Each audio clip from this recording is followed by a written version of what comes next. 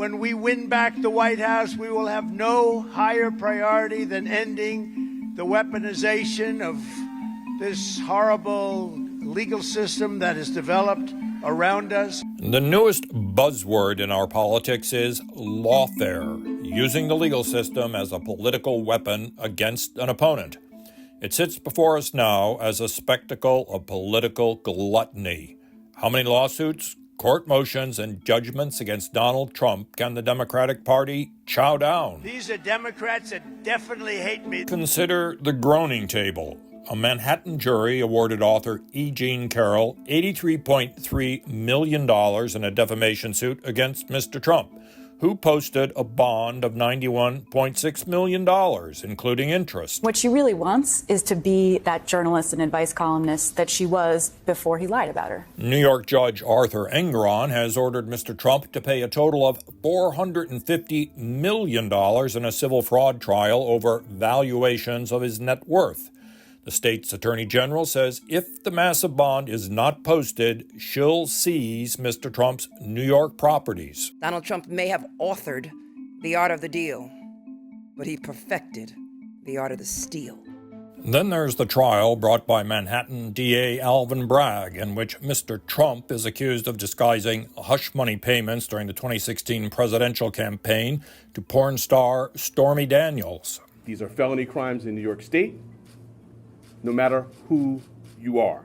The argument in defense of this really quite unprecedented legal offensive boils down to one idea. The lesson is that actually no one's above the law. No one is above the law. Everyone stands equal before the law. If Democrats had limited their legal offensive to Special Counsel Jack Smith's two federal initiatives, one over possession of classified documents, another for the former president's actions the day of the 2021 Capitol riot, conservatives would have absorbed it as politics as usual. Mr. Hur, was your report fair? But law as a battleground persists. Did you reach a conclusion that this man was outright innocent?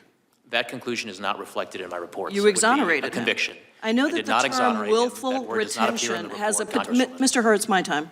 One only has to look at Progressive's treatment of Biden classified document special counsel Robert Hur. Exercising prosecutorial discretion, Mr. Hur said the current president is not exonerated but won't be prosecuted, a decision that leaves him to the court of public opinion.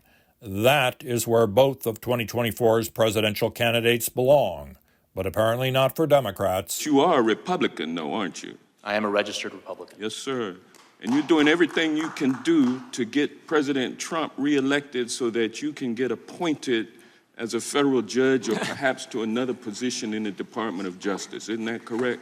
Congressman, I have no such aspirations, I can assure you, and I can tell you that partisan politics had no place whatsoever in my work. It has been some 400 years since Shakespeare wrote, "The first thing we do is let's kill all the lawyers." Since then, most people have come to believe that the rule of law is better than the law of the jungle, but that could change. I am your warrior. I am your justice. The emergence of politicized lawfare is just one of the reasons people believe the system is somehow rigged. And who can blame them? The 2020 election was not rigged, but a lot else looks like it is, most notably calls by the left to pack the Supreme Court. It's a decision to overturn Roe v. Wade. The Supreme Court majority wrote the following, and with all due respect, justices, women are not without electoral or political power. You're about to realize just how much you've right about. Since Mr. Biden called out the Supreme Court in his State of the Union address, two justices on opposite ends of the political spectrum have gone public to address the need to listen to different points of view. The Supreme Court is I've heard it described as an arranged marriage with no opportunity for divorce. We didn't choose one another as colleagues. We have life tenure, so we're not going anywhere. So we have to get along.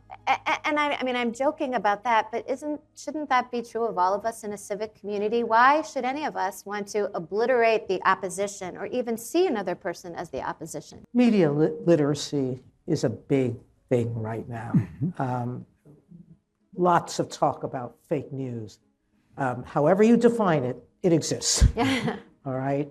there is an obligation as a person interested in the world to find sources that you can rely upon, to be objective about the pros and cons of every situation. The hyper-politicalization of the legal system is being carried out by people once known as the best and the brightest. It reflects a steady moral corruption of the system. Normal politics is being replaced by permanent payback. For those who have been wronged and betrayed, of which there are many people out there that have been wronged and betrayed, I am your retribution. We will take care of it. We needed a presidential election on the merits. Instead, legal opportunism may cast the biggest vote.